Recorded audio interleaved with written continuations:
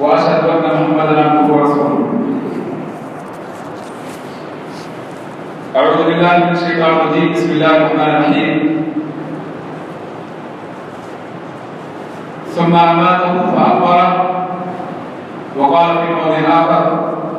وإذا القبور بعثرت. محترم حاضرین، میں نے آپ کے سامنے قرآن مقدس کی دو مختصر اور انتہائی جامع آیت پڑھنے کی کوشش کی ہے. انہی دونوں آیات کے تعلق سے آپ کے سامنے کچھ باتیں پیش کرنے کی کوشش کروں گا. اللہ رب العالمین نے تمام انسانوں کے بارے میں اس بات کی خبر دے دی کہ اللہ رب العالمین ہی انسانوں کو موت سے دوچار کرتا ہے اور پھر قبر کی زندگی میں داخل کرتا ہے. ثم أماته فأقبره. اللہ رب العالمین ہی انسان کو موت سے دوچار کرتا ہے اور قبر کی زندگی میں داخل کرتا ہے. گویا معلوم یہ ہوا کہ جو شخص بھی موت سے دوچار ہوا وہ قبر کی زندگی میں داخل ہو گیا، چاہے اسے دفنایا گیا ہو یا نظر آتش کر دیا گیا ہو، سمندر کی نظر کر دیا گیا ہو، یا پھر حیوان کیڑے مکوڑے درندے اسے اپنے آغوش میں محفوظ کر لیے ہوں.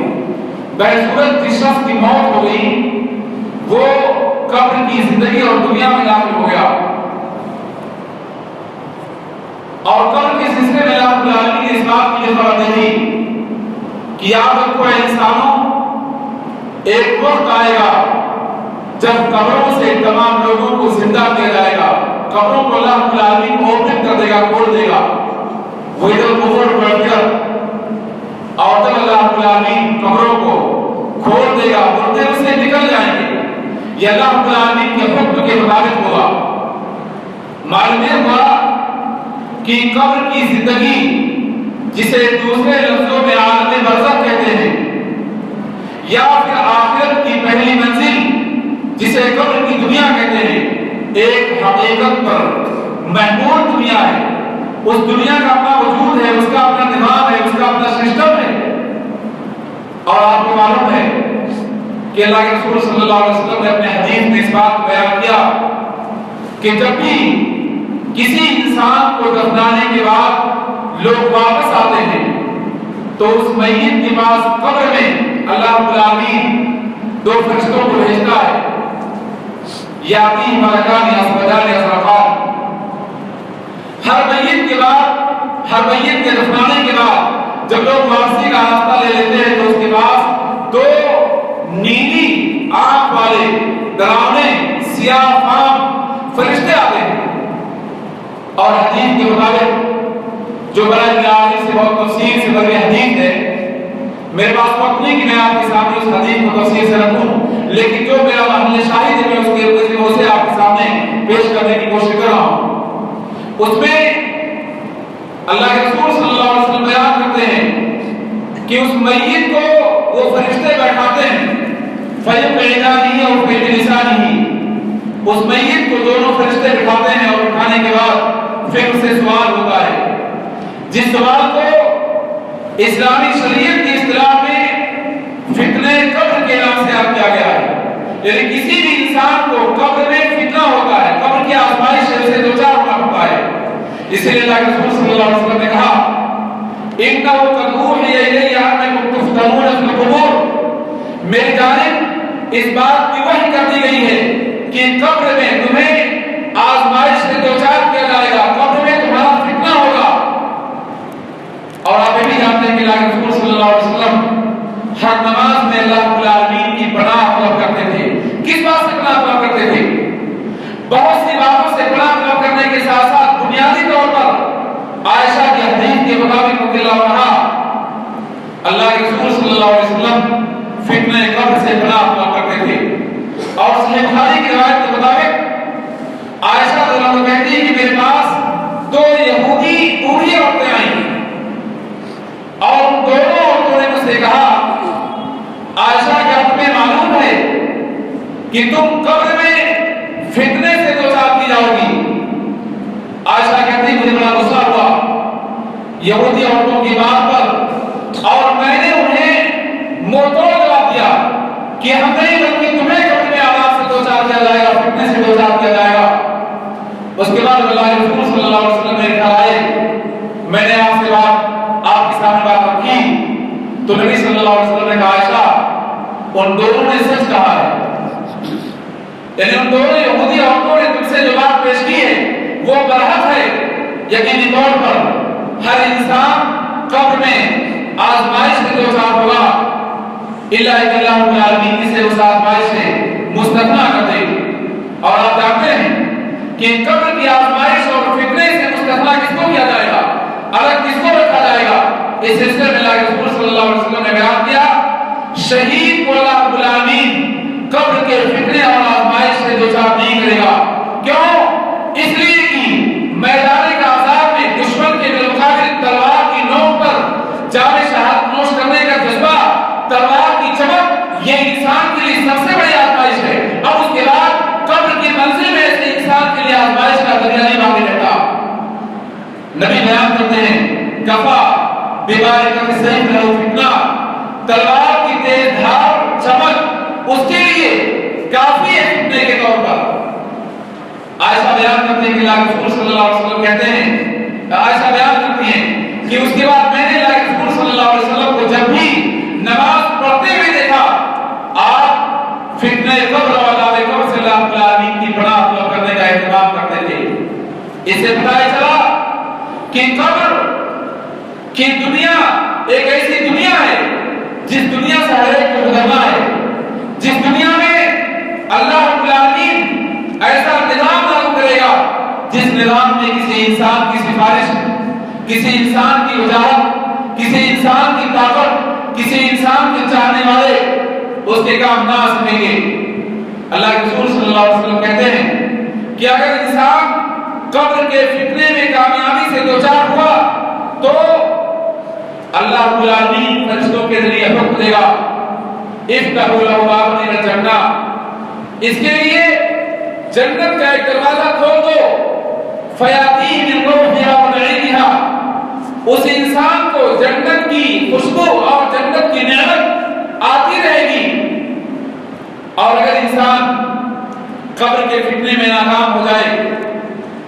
تو اللہ کے رسول صلی اللہ علیہ وسلم بیان کرتے ہیں کہ اللہ رب العالمین فرشتوں کو حکم دے گا اور فرشتے اللہ رب العالمین کے حکم کے مطابق اس مجرم انسان کے لیے جہنم کے دروازے کو کھول دیں گے اور پھر جہنم کے شعلے، جہنم کی لپٹ اور جہنم کی بھیانک تصویر اس انسان کے سامنے پیش ہوتی رہے گی، وہ عذاب سے دوچار ہوتا رہے گا۔ اس حدیث کی روشنی میں آپ غور کیجئے کہ قبر کتنی خطرناک، کتنا گھناؤنا اور کتنا بھیانک منظر ہے اور کتنی عجیب دنیا ہے، کتنی مہین اور منہ کو کلیجے کو منہ کو لانے والی دنیا ہے۔ اسی لیے اللہ کے رسول صلی اللہ علیہ وسلم جا بجا قبر کے فتنے اور عذاب سے اللہ رب العالمین کی پناہ طلب کیا کرتے تھے۔ میرے بھائیوں، جس دنیا میں ہم سانس لیتے ہیں اس دنیا سے مختلف دنیا قبر کی ہے اور قبر کی دنیا کے احکام بھی ہماری دنیا سے اکثر مختلف ہیں۔ اسی لیے جو انسان قبر کی منزل میں داخل ہو گیا وہ انسان گویا ایک غیبی دنیا میں داخل ہو گیا۔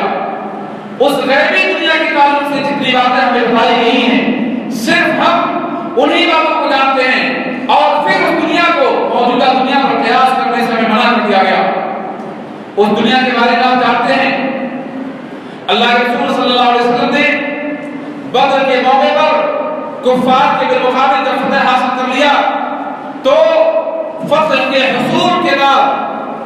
قیدیوں کو مقتولین کفار کو نبی صلی اللہ علیہ وسلم نے جب بدر کے کنویں میں ڈالا اور بدر کے کنویں میں ڈالنے کے بعد آپ اس کنویں کے قریب گئے، اس کے کنڈے پر آپ کھڑے ہوئے اور کھڑے ہونے کے بعد انہیں خطاب کیا آپ نے کہا تھا ہل وجدتم ما وعد آباؤکم حقا، کیا تم لوگوں نے اپنے باپ داداؤں کے وعدوں کو سچ پایا؟ میں نے تو اپنے رب کے وعدے کو سچ پایا۔ اللہ رب العالمین نے مجھ سے وعدہ کیا تھا کہ اللہ رب العالمین میری مدد اور نصرت کرے گا، مجھے فتح دے گا اور میرے دشمنوں کو اللہ زیر کر دے گا۔ یہ بات میری زندگی میں واقع ہو گئی، میں نے رب کے وعدے کو سچا پایا۔ تو کیا تم لوگوں نے بھی اپنے رب کے وعدے کو سچا پایا یا اپنے باپ داداؤں کے وعدے کو سچا پایا؟ شیطانی وعدوں کو کیا تمہیں سچا میرا شیطانی وعدہ؟ آپ جانتے ہیں کہ صحابہ کرام جن کا اس بات پر یقین تھا کہ مردوں کو سنانا بڑی مشکل بات ہے، قبر والوں کو ندا دینا یہ عجیب بات ہے، فوراً صحابہ کرام نے اللہ کے رسول صلی اللہ علیہ وسلم نے کہا یا رسول اللہ انک تخاطب اجساد لا ارواح لها، اے نبی صلی اللہ علیہ وسلم آپ ایسے جسموں کو خطاب کر رہے ہیں جن میں روح نہیں ہے۔ تو نبی نے ان کا جواب دیتے ہوئے کہا تھا ما انتم باسمع لما اقول لهم، میں ان سے جو بات کہہ رہا ہوں ان سے زیادہ تم اس بات کو سننے پر قادر نہیں ہو، لیکن وہ جواب دینے پر قادر نہیں ہے۔ معلوم ہوا قبر کی دنیا میں جو مناظر پیش آئیں گے ان میں ایک منظر انتہائی بھیانک ہے، وہ منظر یہ ہے کہ ہمارے نبی صلی اللہ علیہ وسلم نے کفار جو نبی صلی اللہ علیہ وسلم کے بالمقابل قتل کر دیے گئے ان کو نبی نے خطاب کیا، اور اس خطاب کو اللہ رب العالمین نے توبیخ کے طور پر، ان کے عذاب کے طور پر اللہ نے نبی کی آواز کو انہیں سنا دیا، لیکن جواب دینے پر وہ قادر نہیں تھے۔ میں یہ بات اس لیے بیان کرنا چاہتا ہوں کہ ہمیں اس بات پر پختہ یقین ہونا چاہیے کہ قبر کی دنیا میں جو لوگ داخل ہو گئے ان کا سلسلہ اور رشتہ ہم سے ٹوٹ گیا، لہذا انہیں خطاب کرنا اور انہیں پکارنا، انہیں ندا دینا یا ان کے بارے میں عقیدہ رکھنا کہ ہماری دنیا میں وہ آتے ہیں، یہ عقیدہ اسلامی عقیدہ نہیں ہے، یہ کافروں کا عقیدہ ہے، یہ مشرکوں کا عقیدہ ہے، جو لوگ آوا گمن کا نظریہ رکھتے ہیں، جن کا ماننا یہ ہے کہ ہم کسی انسان کو جب قبر میں دفن کرنے کے بعد یا آتش کرنے کے بعد اپنے گھر واپسی کا راستہ لیتے ہیں تو یہ ان کی روحیں ہمارے گھروں کے اوپر گردش کرتی ہیں، اور اگر ہم لوگ غافل ہو جائیں، اگر ہم لوگ سو جائیں تو عین ممکن ہے وہ روحیں اگر شر پر مبنی ہیں تو ہمارے گھر کی کسی فرد کے اندر داخل ہو کر اسے تکلیف پہنچائیں، اسے عادیت سے دوچار کریں۔ لیکن اسلامی عقیدے کا مفاد یہ ہے کہ جو انسان مر گیا اس کا جسم اور روح یہ دونوں چیزیں برزخ کی دنیا میں داخل ہو گئی، قبر کی دنیا میں داخل ہو گئی، اس دنیا سے ان کا رشتہ اور ناطہ ٹوٹ گیا، اس دنیا میں ان کی واپسی محال ہے۔ یہ اللہ کے رسول صلی اللہ علیہ وسلم کی حدیث ہے۔ آپ جانتے ہیں قبر کی دنیا میں جو مناظر پیش آئیں گے ان کا تعلق غیب سے ہے، اور غیبی مناظر میں ایک منظر جس کی خبر ہمارے رسول نے دیا کہ جب لوگ میت کو دفنانے کے بعد اپنے گھر واپس آتے ہیں تو یہ میت واپس آنے والوں کی پاؤں کی آہٹ کو سنتی ہے، تو صرف قبر میں مردوں کے سننے کے تعلق سے جو بات پیش کی گئی نبی صلی اللہ علیہ وسلم کی زبان مبارک پر وہ اتنی سی بات ہے بس، لیکن نبی صلی اللہ علیہ وسلم کے فرمان میں کہیں بھی مردوں کے مزید باتوں کے سننے کی بات یا مردوں کو ندا دینے کی بات، یہ بات اسلامی عقیدے کے منافی، بلکہ قرآن نے مردوں کے بارے میں جو بات واضح طور پر پیش کر دی وہ بات کیا ہے؟ وَمَا أَنْتَ بِمُسْمِعٍ مَنْ فِي الْقُبُورِ، اے نبی جو لوگ قبروں میں ہیں جن کو دفنا دیا گیا یا جو لوگ مر گئے تم ان کو سنانے پر قادر نہیں ہو سکتے ہو۔ اب سوال پیدا ہوتا ہے کہ قرآن کی اس آیت کی روشنی میں نبی کے بارے میں اللہ نے خبر دیا کہ اے نبی تم قبر والوں کو نہیں سنا سکتے، لیکن ابھی میں نے آپ کے سامنے جو حدیث پیش کی ہے بدر کے مقتولین کے بارے میں نبی نے بیان کیا ان سے زیادہ تم نہیں سنتے ہو، یعنی یہ سننا اور نبی کا یہ سنانا مردوں کو خاص ہے نبی صلی اللہ علیہ وسلم کے لیے معجزے کے طور پر۔ مشرکین کو مسلمانوں کے ہاتھوں قتل کیا گیا، انہیں زجر و توبیخ کے لیے، ان کی لعنت کے لیے، انہیں عذاب سے دوچار کرنے کے لیے۔ جو مشرکین غرور کرتے تھے اپنی طاقت پر جن کو ناز تھا، ان کے ناز کو چکنا چور کرنے کے لیے اللہ رب العالمین نے نبی کی زندگی میں یہ منظر پیش کر دیا۔ باقی عام قبر کی زندگی کے تعلق سے قاعدہ یہ ہے کہ مردوں کو سنانے پر کوئی بھی انسان قادر نہیں ہو سکتا، اور مردے کسی انسان کی بات کو سننے پر اس کا جواب دینے پر قادر نہیں ہو سکتے، وہ کوئی بھی مردہ ہو۔ اس بات کا اللہ رب العالمین نے صاف اعلان کر دیا۔ یہاں بنیادی طور پر جو بات میں آپ کے سامنے پیش کرنا چاہتا ہوں، بڑے اختصار کے ساتھ بات یہ ہے کہ جب قبر کی زندگی ہماری دنیاوی زندگی سے اکثر مختلف ہے، تو قبر کے سلسلے میں ہمارے بارے میں اللہ رب العالمین یا اس کے رسول نے کیا تعلیمات دی ہیں، ان تعلیمات کا جاننا ہر مسلمان کے لیے ضروری ہے، تاکہ نبی کی بیان کردہ تعلیمات کا علم رکھنے کے بعد ہم لوگ اسلامی احکام کے مطابق قبر والوں کے ساتھ معاملات کو انجام دیں۔ آپ جانتے ہیں کہ قبر والوں کے سلسلے میں جن معاملات کو انجام دینا اسلامی شریعت جائز قرار دیتی ہے، اس کی ترغیب دیتی ہے، اس کے فائدے کو بیان کرتی ہے۔ وہ معاملہ یہ ہے کہ ہمیں اللہ کے رسول صلی اللہ علیہ وسلم نے قبروں کی زیارت کی اجازت دی ہے، بلکہ قبروں کی زیارت کے لیے ہمیں ترغیب دی ہے، اس کے فضائل بیان کیے ہیں، اس کی افادیت کو ذکر کیا ہے۔ اللہ کے رسول صلی اللہ علیہ وسلم نے بیان کیا، اتنی قد رأیت من زیارت القبور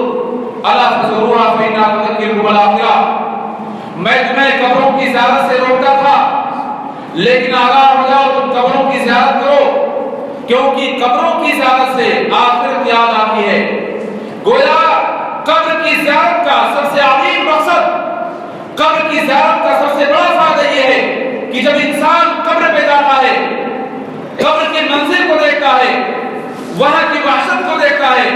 اس تاریکی کو یاد کرتا ہے، اور اس بات کا تصور اپنے ذہن میں لاتا ہے کہ کتنے عظیم لوگ تھے جو آج مٹی کے سپرد کر دیے گئے، کتنی مہان ہستیاں تھیں جو وہ زمین پر جن کا دبدبہ تھا، جو بڑے غلغلے کے ساتھ اللہ کی زمین پہ چلتے تھے، لیکن آج زمین کے نیچے ان کا وجود سفیدی سے مٹ گیا۔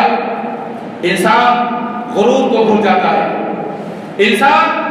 اپنی طاقت پر ناز نہیں کر سکتا، کیونکہ قبر کی منزل کو یاد کرنے کے بعد انسان اپنے آپ کو حیث سمجھے گا۔ یہی وجہ ہے کہ اللہ کے رسول صلی اللہ علیہ وسلم جب قبر کی زیارت کرنے جاتے تھے، آپ کی آنکھیں اشکبار ہو جاتی تھی۔ عثمان بن عفان کے بارے میں آپ جانتے ہیں کہ قبر کی زیارت کو جاتے رو پڑتے تھے اور کہتے تھے کہ آخرت کی پہلی منزل ہے، جو اس منزل میں کامیابی حاصل کر لے گا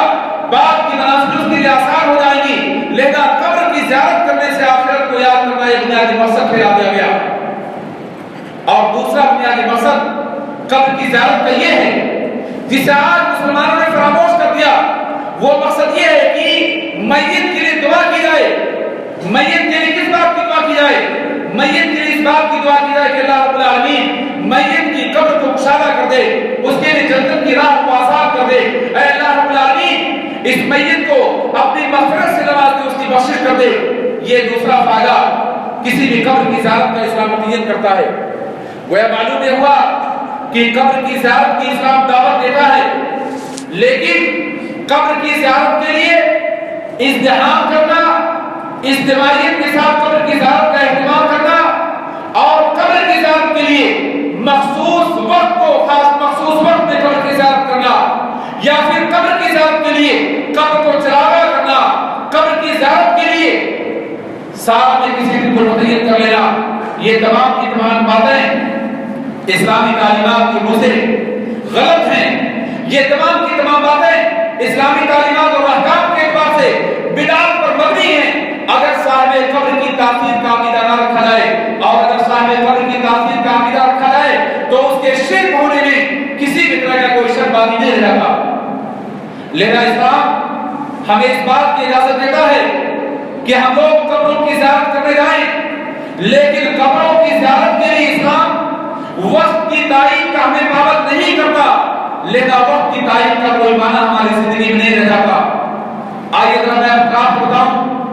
اللہ کے رسول صلی اللہ علیہ وسلم کی حدیث، جس میں نبی صلی اللہ علیہ وسلم نے رب العالمین سے صاف طور پہ دعا کیا تھا، اللہم لا تجعل قبری عیدا، اے اللہ رب العالمین میری قبر کو عید نہ بنانا۔ ذرا غور کیجئے، نبی نے قبر کے سلسلے میں اللہ سے دعا کی کہ اللہ رب العالمین میری قبر کو عید نہ بنانا۔ عید کا معنی کیا ہوتا ہے؟ عید کا مفہوم کیا ہے؟ اسلامی شریعت کی روشنی میں عید کسے کہہ سکتے کہتے ہیں؟ اگر آپ اس سوال کریں تو میں بڑے اعتماد کے ساتھ آپ کو جواب دوں گا کہ عید دراصل اسلامی شریعت کی روشنی میں اس دن کو کہتے ہیں جس میں اجتماع پایا جائے، مخصوص دن میں لوگ وہاں جمع ہوں اور وہاں جمع ہونے کے بعد لوگ خوشی کا اظہار کریں، چراغاں کریں، جشن کا ماحول پیدا کریں، ایک دوسرے کو ہدیہ اور تحفہ پیش کریں، ایک دوسرے سے ملنے کا ماحول پیدا کریں۔ اگر ایسی چیز پائی جاتی ہے کہ ہم کسی بھی جگہ مخصوص دن میں وہاں جمع ہونے کی کوشش کریں تو ہمارا مخصوص طور پر اس جگہ جمع ہونا اس جگہ کو عید بنا دیتا ہے۔ اس تاریخ کی روشنی میں اگر کسی قبرستان پر سال کے کسی خاص دن میں لوگ جمع ہونے کی کوشش کرتے ہو یا کوئی انسان سال کے کسی مخصوص دن میں قبر کی زیارت کرنے کی کوشش کرتا ہو تو اس نے اپنے اس مخصوص عمل کے ذریعے گویا قبر کو عید کا درجہ دے دیا۔ یہی وجہ ہے کہ اللہ کے رسول صلی اللہ علیہ وسلم نے عبادات کی درجہ بندی کرنے کے ساتھ ان کے اوقات کی تعین کی، لیکن بہت ساری عبادات ایسی ہیں جن کے اوقات کی تعین نبی صلی اللہ علیہ وسلم نے نہیں کی ہے، اور ان عبادات میں قبر کی زیارت کا مرحلہ ہے کہ اسلام نے قبر کی زیارت کے وقت کی تعین نہیں کی، تاریخ کی تعین نہیں کی،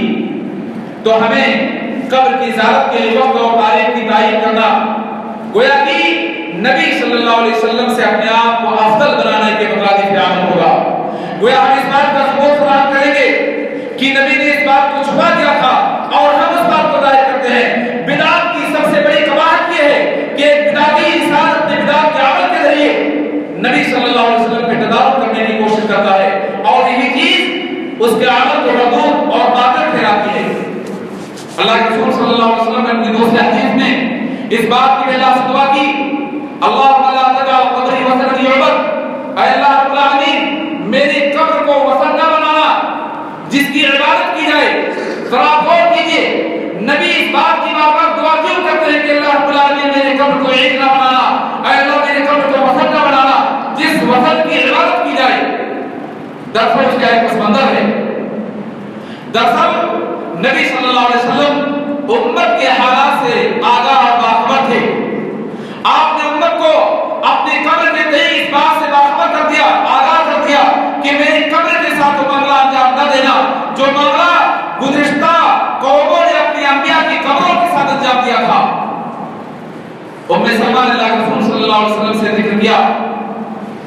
کہ ہم جب سرزمین حبشہ ہجرت کے لیے گئی تھی تو حبشہ میں ہم نے دیکھا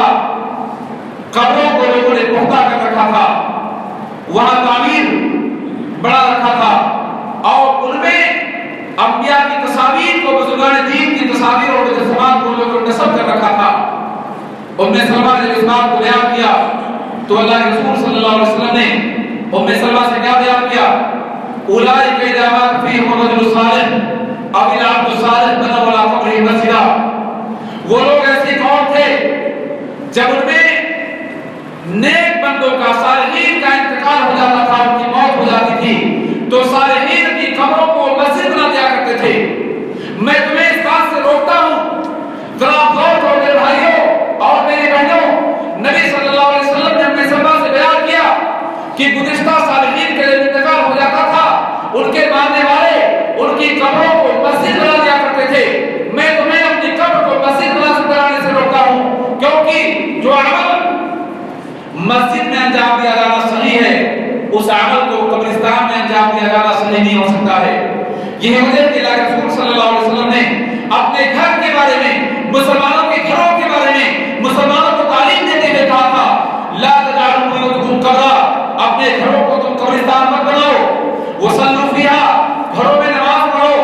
گھروں میں قرآن پڑھو اور گھروں کو قبرستان نہ بناؤ۔ ذرا غور کیجیے اللہ کے رسول صلی اللہ علیہ وسلم بار کیوں کہتے ہیں کہ لوگوں اپنے گھروں میں نماز کا اہتمام کرو، گھروں میں سورہ بقرہ پڑھو، گھروں کو قبرستان نہ بناؤ، کیونکہ قبرستان ویرانی جگہ ہے، سنسان جگہ ہے، قبرستان وحشت کی جگہ ہے اور نسلیں دنیا میں آباد کرنے کی جگہ ہے۔ یہی وجہ ہے کہ اسلام مسلمانوں کو پنجوٹا نماز میں مسجدوں کو آباد کرنے کا حکم دیتا ہے۔ مسجدوں کی تعمیر کا بنیادی مقصد بیان کرتے ہوئے اللہ کے رسول صلی اللہ علیہ وسلم نے کہا تھا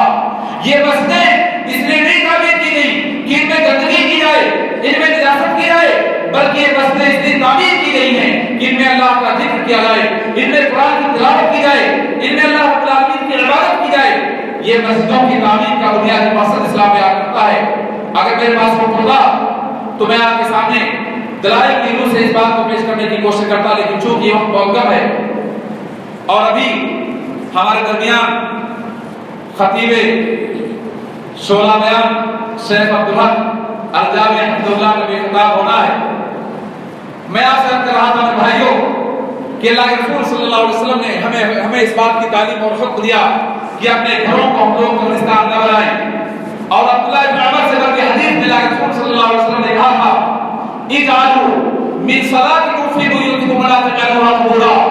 اے لوگوں اپنی بعض نمازوں کو گھر میں ادا کرو، گھروں کو قبرستان نہ بناؤ۔ معلوم یہ ہوا کہ نفل نماز کا گھروں میں اہتمام کرنا یہ گھروں کو آباد کرنے کے مترادف ہے، اور گھروں کو قبرستان سے جدا اور علیحدہ کرنے کے مترادف ہے۔ یہ مجھے کہ اللہ کے رسول صلی اللہ علیہ وسلم کی بہت ساری احادیث میں غور کیا جائے تو آپ نے مسلم مردوں کو صاف طور پہ اس بات کی تعلیم دی افضل الصلاۃ الرجل فی بیتہ المکتوبہ، مردوں کی سب سے بہترین وہ نماز ہے جو ان کے گھروں میں ادا کی جائے سوائے فرض نمازوں کے، یعنی فرض نماز ہم مسجدوں میں ادا کریں لیکن نوافل کا اہتمام گھروں میں کیا جائے، یہ افضل ترین عمل ہے۔ خاص طور پہ میں بتا دوں آپ کو مغرب کی سنت کے بارے میں اللہ کے رسول صلی اللہ علیہ وسلم کی تعلیم کا مفاد یہ ہے کہ مغرب کی سنت نبی صلی اللہ علیہ وسلم افضل و بیشتر اپنے گھر میں ادا کرتے تھے، بلکہ پنج وقتہ نمازوں میں جو سنت مؤکدہ ہے ان سنت مؤکدہ میں مغرب کی نماز، مغرب کی سنت مؤکدہ کو صلاۃ اللیل کے نام سے یاد کیا گیا ہے، یعنی گھر کی نماز جس کا اہتمام ہماری زندگی میں نہیں ہے۔ میرے بھائیوں میں عرض کرنا چاہتا تھا کہ اللہ کے رسول صلی اللہ علیہ وسلم نے قبر کے بارے میں صاف طور پہ تعلیم دی کہ ہم لوگ اپنے گھروں کو قبرستان نہ بنائیں، یعنی وہ عمل جو گھر میں انجام دیا جانا مطلوب ہے، وہ عمل جو مسجد میں انجام دیا جانا مطلوب ہے، ایسے اعمال کو قبرستان میں انجام دینا یہ قبرستان کو مسجد اور گھر بنا دینے کے مترادف ہے۔ آپ جانتے ہیں جندب بن عبداللہ بجلی کی حدیث جو صحیح مسلم میں موجود ہے، اس میں اللہ کے رسول صلی اللہ علیہ وسلم کے بارے میں وہ کہتے ہیں سمعت رسول اللہ صلی اللہ علیہ وسلم یقول، میں نے نبی صلی اللہ علیہ وسلم کو فرماتے ہوئے سنا ہے اللہ رب العالمین کا فرمان ان اللہ قد اتخذ ابراہیم خلیلا، اللہ رب العالمین نے ابراہیم کو خلیل بنایا تھا اور مجھ کو بھی اللہ رب العالمین نے خلیل بنایا، وَإِنِّي أَبْرَأُ إِلَى اللَّهِ مِنْ أَنْ أَتَّخِذَ أَحَدًا مِنْكُمْ خَلِيلًا، میں اللہ رب العالمین کی برات کا اعلان کرتا ہوں کہ تم میں سے کسی کو خلیل بناؤں، لو كنت متخذا من امتی خلیلا لاتخذت ابا بکر خلیلا، اگر اپنے امت میں سے میں کسی کو خلیل بنانے کا ارادہ کرتا تو ابو بکر کو خلیل بناتا۔ آپ غور کیجئے ہمارے نبی صاحب طور پہ بیان کرتے ہیں کہ اپنی امت میں سے اگر میں کسی کو خلیل بناتا، حق درجہ دوستی کا اظہار اور اعلان کرتا تو ابو بکر کو بناتا، لیکن میرا خلیل تو اللہ رب العالمین ہے، یعنی دل کی اتھاہ گہرائیوں میں محبت کا موجزن ہونا، میرے دل میں صرف اللہ رب العالمین کی اس درجہ محبت ہے اور کسی امتی سے میں ایسی محبت کو روا نہیں رکھتا، یعنی اللہ رب العالمین نبی صلی اللہ علیہ وسلم کے خلیل ہیں، اس بات کا آپ نے بیان کیا۔ پھر اسی حدیث میں اللہ کے رسول صلی اللہ علیہ وسلم بیان کرتے ہیں کہ اے لوگوں آگاہ ہو جاؤ، قبروں کو مسجد بنانے سے باز رہنا، کیونکہ میں تمہیں اس بات سے روکتا ہوں۔ آپ غور کیجئے نبی اس حدیث کے اخیر میں کہتے ہیں الا فلا تتخذوا القبور مساجد، آگاہ ہو جاؤ تم قبروں کو مسجد نہ بنانا، میں تمہیں اس بات سے روکتا ہوں۔ اگر ہم لوگ بخاری اور مسلم کی احادیث پر غور کریں اور قبروں کے تعلق سے اللہ کے رسول صلی اللہ علیہ وسلم نے قبروں کو مسجد بنانے کے سلسلے میں جو تعلیمات واضح طور پہ پیش کی ہیں ان تعلیمات پہ غور کیا جائے تو کسی بھی مسلمان کو یہ فیصلہ کرنے میں کوئی دقت نہیں ہوگی کہ موجودہ دور میں بزرگان دین کی قبروں پر عرس بنانے کا جو اہتمام کیا جاتا ہے، یا موجودہ دور میں 15 شعبان کی شب میں قبروں کو جلالہ کرنے کا جو مسلمانوں میں عادت اور رواج ہے، یا قبروں پر ازدحام کرنے کا جو ایک منظر ہم پیش کرتے ہیں، یہ تمام کی تمام چیزیں ان قبروں کو مسجد بنانے کے مترادف ہیں۔ وہ ہم نے قبروں کو چراغاں کرنے کے بعد، وہاں بھیڑ لگانے کے بعد، یا قبروں کو عرص لگانے کے بعد نبی کی مخالفت کی،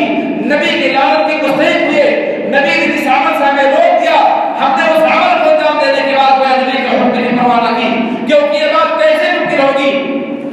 کہ اللہ کے رسول صلی اللہ علیہ وسلم کہیں کہ میں تمہیں اس بات سے منع کرتا ہوں، میں تمہیں اس بات سے ڈراتا ہوں، آگاہ کرتا ہوں، نبی اس بات کا بڑا اعلان کر دیں، لعنت اللہ علی الیہود والنصارى اتخذوا قبور انبیاء مساجد، اللہ کی لعنت ہو یہودیوں اور عیسائیوں پر، ان لوگوں نے اپنے نبیوں کی قبروں کو مسجد بنا رکھا تھا۔ ذرا غور کرو، اس لعنت کے باوجود، اس منع کرنے کے باوجود اگر ہمارے دور کے لوگ جا کر کے قبروں پر ازدحام کریں، وہاں بھیڑ لگائیں اور قبروں پر عرس کا اہتمام کریں، اس سے بھی زیادہ افسوس کی بات یہ ہے کہ جو لوگ کتاب سنت کے ماننے کے دعویدار ہیں، ان کے گھروں کی بات خواتین اور اس میں شرکت کرنے کی کوشش کریں۔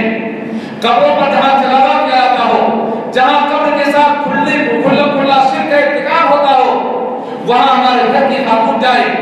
ہمارے گھر کی خاتون اس بات کو فراموش کر بیٹھے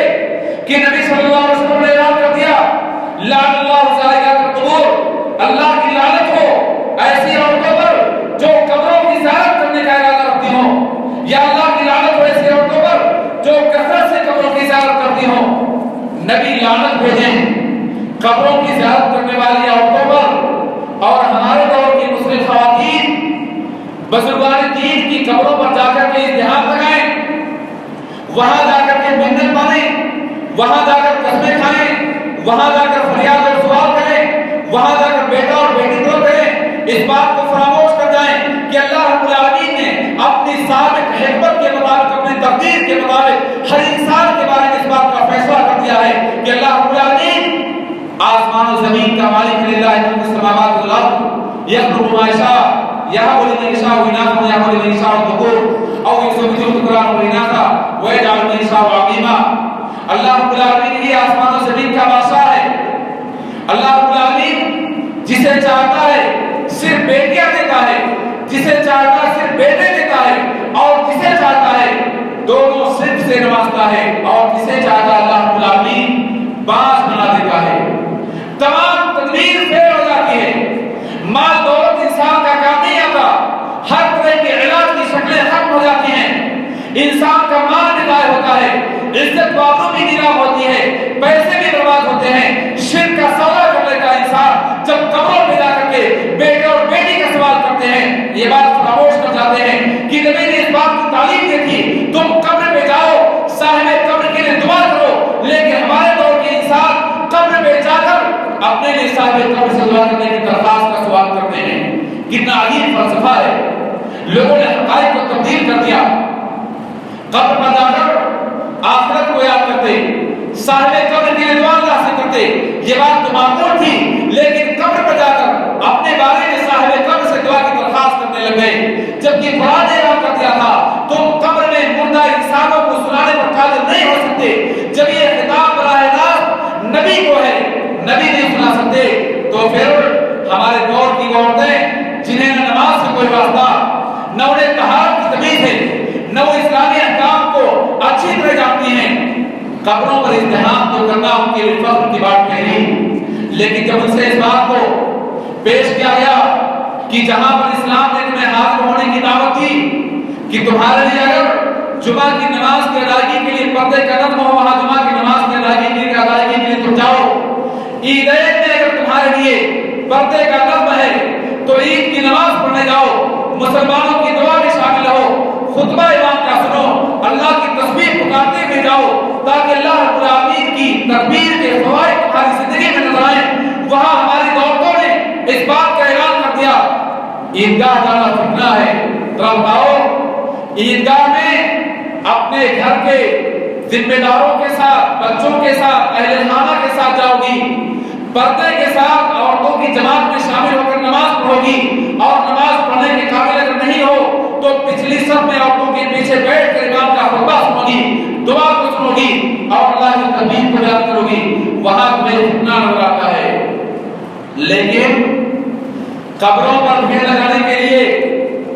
उर्स में शिरकत के लिए, मज़ारों पर हाज़िरी के लिए न तुम्हें महरिम की परवाह है, तुम्हारे घर वाले तुमको लेकर जाएंगे, और तुम्हें इस बात की परवाह नहीं कि वहां जाने के बाद तुम्हारा साका किन किन गैर महरिम से होगा, कैसे कैसे बेहुदा सिफत लोग तुम्हारे सामने आएंगे। तुम जिन मुजावरीन के सामने जाकर जान में तलम्मुस तय करना चाहती हो, वो कैसे बेहुदा लोग हैं, तुम्हें इस बात का इल्म नहीं। वहां जाकर तुम हाजिर देना फर्ज समझते हो। अल्हम्दुलिल्लाह, ये बातें दुनिया को और शिर्क को खरीदना इस्लाम के बदले में है। अगर हमारे पास अक्ल है तो हमें इस बात को सोचना चाहिए। मेरे भाई और मेरी बहनों, जरा मेरी बात को आप समाप्त कीजिए कि अल्लाह के रसूल सल्लल्लाहु अलैहि वसल्लम साफ तौर पे कहते हैं, अल्लाह की लानत हो यहूदियों और ईसाइयों पर जिन लोगों ने अंबिया की कब्रों को मस्जिद बना दिया था। तो जब नबियों की कब्रों को मस्जिद बनाना लानत का मुस्तहिक ठहरा, फिर हमारे शहरों में हमें नहीं मालूम किसी की कब्र है या कब्र की शक्ल दे देने के बाद उसे बुजुर्ग का नाम दे दिया गया। कोई तोता का नाम दे रहा है, कोई मैना का नाम दे रहा है, कोई रंगेला छबेला शाह का नाम देता है। नामों से बात जाहिर है कि अगर अल्लाह के वली होते तो कम से कम उनके नाम किताब और सुन्नत के मुताबिक होते। तुम जरा गौर से सुनो, किसी भी शरीफ इंसान का नाम तोता और मैना शाह हो सकता है क्या? रंगीले और छबीले हो सकता है क्या? न जाने क्या क्या खुराफाती नाम जिनका इस्लाम से कोई ताल्लुक नहीं। और हकायक इस बात पर शाहिद है कि बहुत सारी कब्रें जिनमें किसी इंसान को दफन नहीं किया गया, बल्कि सिर्फ कब्र की शक्ल मिट्टी के जरिए दे दी गई और वहां इज़्तिहाम होने लगा, भीड़ लगने लगी। औरतें अपनी कमागली के जरिए 90-95% औरतों की वहां हाजिरी होती है। मेरे माँ और बहनों, मेरी बात को सुनो, इस्लाम ने हमसे इस बात का साफ मुतालबा किया और नबी ने ऐलान कर दिया कि क़यामत के रोज जब सारे इंसानों को अल्लाह हाजिर करेगा, जहन्नम में जिसको सबसे हल्का अज़ाब दिया जाएगा, उस इंसान से अल्लाह रब्बुल आलमीन सवाल करेगा, ऐ इंसान, अगर दुनिया और दुनिया की तमाम नेमतें और दौलत तुम्हारे कदमों में डाल दी जाए, तुमसे मुतालबा किया जाए, तुम उसे फिदिये में दे दो, आज के अज़ाब से तुमको छुटकारा मिल जाएगा, क्या तुम दुनिया की तमाम चीजें फिदिये में दे सकते हो? वो इंसान बड़ा कह देगा, ऐ अल्लाह रब्बुल आलमीन, बेशक। अल्लाह कहेगा, जब तू दुनिया में था इससे बहुत मामूली तुमसे मुतालबा किया गया था, तुमसे सिर्फ इस बात का मुतालबा था तू अल्लाह के साथ शिर्क मत करना, लेकिन तुम शिर्क कराते रहे। जरा गौर करो, इस्लाम का हमसे सबसे ज्यादा इस बात का मुतालबा है, सबसे बड़ा मुतालबा है, सबसे शदीद मुतालबा है कि हम शिर्क से बेजार रहें, शिर्क से दूर रहें। लेकिन हमारे घरों की ख़वातीन नऊज़ुबिल्लाह गैरों को देखकर, भीड़ को देखकर, इस्लामी तालीमात को नजरअंदाज करने के बाद, तौहीद को फरामोश कर जाने के बाद जाकर के गैर मुस्लिम औरतों को देखकर या बिदाती औरतों को देखकर उनके साथ चलने की कोशिश करती हैं। मुझे मालूम हुआ, मुझे लोगों ने खबर दिया कि अभी चंद रोज पहले हमारी इसी गरीब की बस्ती में एक उर्स था, वहां मेला लगता है, बहुत सारे मुस्लिम घरों की ख़वातीन वहां मेले में शिरकत करती हैं। कितने शर्म की बात है कि नबी लानत भेजते हो, अपनी कब्र के बारे में भी कहते मेरी कब्र को ईद न बनाना, और नबी को तो छोड़ दो। कैसे लोगों की कब्रों को हम ईद बनाते हैं? दलदला, क्या नाम है अफसर भाई? दल बहादुर शाह। दल बहादुर, जरा नाम पे गौर कीजिए, दल बहादुर कौन सा नाम है? इस नाम का आदमी क्या यकीनी तौर पे किताब और सुन्नत का हामिल और आमिल हो सकता है? दल बहादुर नाम ही से बात है कि ऐसा इंसान मुसलमान नहीं हो सकता। मैं इसमें नहीं पढ़ना चाहता कि वो क्या है क्या नहीं है, उनको बहुत अजीम आप तस्लीम कर लो, वलायत के बड़े रुतबे पर रखो। लेकिन जब नबी ये बात करते हैं कि यहूदियों और ईसाइयों पर अल्लाह की लानत हो, उन लोगों ने नबियों की कब्रों को मस्जिद बनाया था, और अपनी नबी अपनी कब्र के बाद कहते मेरी कब्र को मस्जिद न बनाना, तो जरा बताओ, हमारे शहर के लोगों की कब्रों पर इज़्तिहाम करना, वहां जाकर के कुरान की तिलावत करने की कोशिश करना, वहां बैठकर उनसे दुआ की दरखास्त करना, ये बातें जब नबी की कब्र पर इस अमल को अंजाम देना लानत का मुस्तहिक ठहरा, तो फिर हमारे शहर की कब्र में इस अमल को अंजाम देना क्या ठहरना चाहिए? आप इनसे जरा सोचो मेरे भाइयों, और अपने घर की औरतों और बच्चियों के सिलसिले में हसास हो जाओ, बेदार हो जाओ। याद रखो, अगर हमारे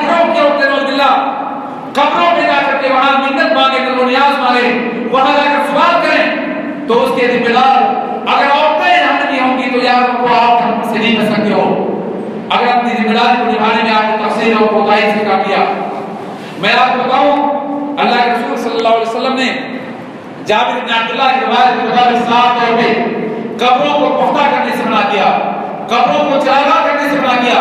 نبی سے بعض صحابہ سوال کرتے ہیں اللہ کے رسول صلی اللہ علیہ وسلم میں نے جاہلیت میں نظر مانی ہے کہ فلاں جگہ جا کر میں اونٹ ذبح کروں، کس کے لیے اونٹ ذبح کرنے کی بات کرتے ہیں؟ اللہ کے لیے اونٹ ذبح کرنا بہترین عمل ہے،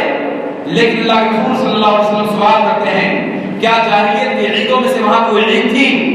آپ کو جواب دیا گیا ہاں جاہلیت کے تیوہاروں میں سے وہاں تیوہار تھا۔ آپ نے کہا کہ وہاں اپنی نظر کو پورا نہیں کر سکتے، یعنی اللہ کے لیے اونٹ ذبح کرنے کی بات، اللہ کے نام پر ذبح کرنے کی بات اسلام منع کرتا ہے۔ اگر جاہلیت میں وہاں لوگ ذبح کرتے رہے ہوں، پھر غیر اللہ کے نام پر چڑھاوا چڑھانا، قبروں پر چڑھاوا چڑھانا، مرغا لے کر جانا، وہاں ذبح کرنے کی نیت کرنا کون سے اسلام کی بات ہے؟ کون سی نبی سے محبت کی بات ہو سکتی ہے؟ اس بات پر ہمیں غور کرنا چاہیے میرے بھائیوں اور میری بہنوں۔ میں آپ کا زیادہ وقت نہیں لوں گا، میں صرف آپ کو پیغام دینا چاہتا ہوں کہ اللہ رب العالمین اور اس کے رسول کے فرمان کا تقاضا یہ ہے کہ قبروں کے سلسلے میں جو تعلیمات ہمیں دی گئی ہیں ان تعلیمات کا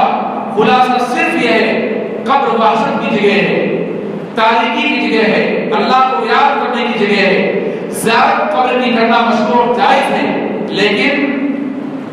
وقت کی تخصیص اور تعین کے ساتھ نہیں، بلکہ اتفاق ایسا ہو جائے اس اتفاق کے ساتھ آپ جا کر قبر کی زیارت کریں۔ قبر کی زیارت کے لیے سفر کرنا اسلام میں حرام ٹھہرا دیا گیا ہے، اور اسی کے ساتھ ساتھ عورتوں کے حق میں بات ممنوع ہے کہ وہ قبر کی زیارت کرنے جائیں، الا ایک بات استثنائی شکلیں ان کے لیے اسلام جائز قرار دیتا ہے، لیکن عام شکل کے مطابق قبروں کی زیارت عورتوں کے حق میں ممنوع ہے، کیونکہ عورتیں کثرت سے لانتان کرتی ہیں، کثرت سے رونا اور کثرت سے فریاد کرنا،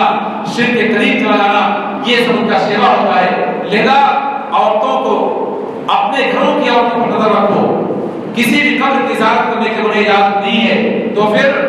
ہمارے گاؤں میں علاقے کی عورتیں عرس میں شرکت کر کے ان کے ساتھ ہماری بچی چلی جائے، ہمارے گھر کی عورت چلی جائے، یہ بات کتنی بھیانک ہے، یہ غیروں کی مشابہت ہے اور اسلام سے دوری اللہ کی لعنت ہے۔ میرے ماں اور بہنوں، آپ اسلام کو سمجھو، توحید کو سمجھو۔ قبروں کو چراغاں کرنے سے اسلام نے روکا، قبر کو پختہ کرنے سے روکا، قبر پر تعمیر سے روکا اور قبر پر نماز پڑھنے سے منع کیا گیا۔ ہاں صرف قبر پر جنازے کی نماز پڑھنا ایک شکل میں جائز ہے۔ جب میت کو دفنا کیا گیا اور آپ نہیں پہنچ سکے تھے، تاخیر ہو گئی پہنچنے میں، آپ نے کوئی کوتاہی نہیں کی، تو آپ کے لیے جائز ہے اسلام میں کہ آپ قبر میں جا کر جنازہ پڑھ لیں، جیسا کہ ابو ہریرہ رضی اللہ عنہ کی حدیث صحیح بخاری میں موجود ہے کہ ایک عورت مسجد نبوی کا جھاڑو لگاتی تھی، اس کا انتقال ہوا، لوگوں نے دفنا دیا۔ نبی نے جب دیکھا کہ عورت نظر نہیں آتی تو آپ نے سوال کیا، آپ کو جواب دیا گیا کہ عمر نے ہم نے اس کو دفنا دیا ہے۔ نبی نے کہا مجھے اس کی قبر بتاؤ۔ آپ اس کی قبر پہ گئے، اس کے جنازے کی نماز پڑھا، اور اسی طرح سے ترمذی کی روایت کے مطابق اللہ کے رسول صلی اللہ علیہ وسلم ایک سفر میں تھے صحابہ کرام کے ساتھ، ایک نئی قبر آپ نے دیکھا، آپ نے سوال کیا، لوگوں نے کہا فلاں کا انتقال ہو، اس کو دفنا دیا گیا۔ آپ نے کہا آؤ ہم اس کی جنازہ پڑھتے ہیں، ہمارا جنازہ پڑھنا اس کے لیے رحمت کا اور ثبوت کا باعث ہے۔ تو معلوم یہ ہوا کہ قبر پر صرف ایک نماز جائز ہے، وہ نماز جنازے کی ہے۔ جب آپ وہاں موجود نہ رہے ہوں، میت کو دفنا دیا گیا، آپ خبر نہیں پا سکے یا آپ نے خبر تو سنی لیکن پہنچنے میں تاخیر ہو گئی، میت کو دفن کر دیا گیا، تو قبر پہ جا کے آپ جنازہ پڑھ سکتے ہیں۔ باقی اور کوئی نماز قبر پہ پڑھنا، یہ باتیں اسلام میں ممنوع ہیں۔ قبر پہ بیٹھنا منع کر دیا گیا۔ نہا رسول اللہ صلی اللہ علیہ وسلم اگر جلوس ہے قبر وعن صلاۃ الیہا، نبی صلی اللہ علیہ وسلم نے قبر پر بیٹھنے سے، اس کی نماز پڑھنے سے منع کیا۔ یہ تمام کی تمام باتیں قبر کے تعلق سے ہیں جنہیں اسلام بیان کرتا ہے۔ لہذا قبر پہ روشنی کرانا، چراغاں کرنا، یہ تمام کی تمام باتیں میرے بھائیوں سب غلط ہیں۔ آج نبی کی محبت کے نام پر 15 شعبان کو جو قبر کو چراغاں کرنے کا عمل ہے، یہ عمل خود اس حدیث کی روشنی میں غلط ہے جس میں اللہ کے رسول صلی اللہ علیہ وسلم قبر کی زیارت کرنے گئے تھے، یا اور بات ہے کہ وہ تاریخ اور وہ مہینہ جس میں نبی صلی اللہ علیہ وسلم نے قبر کی زیارت کی تھی، جس میں عائشہ نے آپ کو تلاشنا شروع کیا تھا، اس میں نہ مہینے کا ذکر ہے نہ تاریخ کا ذکر ہے۔ البتہ نبی اپنے ہاتھ میں کوئی چراغ لے کر نہیں گئے تھے، اس بات کا ذکر میرے رب سے موجود ہے۔ لہذا میرے بھائیوں، قبر کی زیارت کا جو اسلامی مفہوم ہے اس کو سمجھو اور اس کے مطابق عمل کرنے کی کوشش کرو۔ چونکہ وقت بہت زیادہ میں نے لے لیا، میں گزارش کرنے جا رہا ہوں شیخ حافظ عبدالحق الجامع حفظہ اللہ جو مرکز سننا کے صدر ہیں اور اس کے مؤسس اور بانی ہیں، میں اس سے گزارش کر رہا ہوں کہ آپ تشریف لائیں اور 15ویں شعبان میں روزے رکھنے کے تعلق سے یا شب بیداری کے تعلق سے یا پھر آپ کا جو مخصوص قربان ہے وہ لہجہ ہے جس میں بجا تو میں کہہ سکتا ہوں کہ آپ کا ایک خاص میدان ہے، اصلاح معاشرہ کے تعلق سے کچھ باتیں پیش کریں۔ اللہ آپ کو جزا کر دے۔ آپ کے سامنے مائک پر فضیلت الشیخ عبدالحق الجامع حفظہ اللہ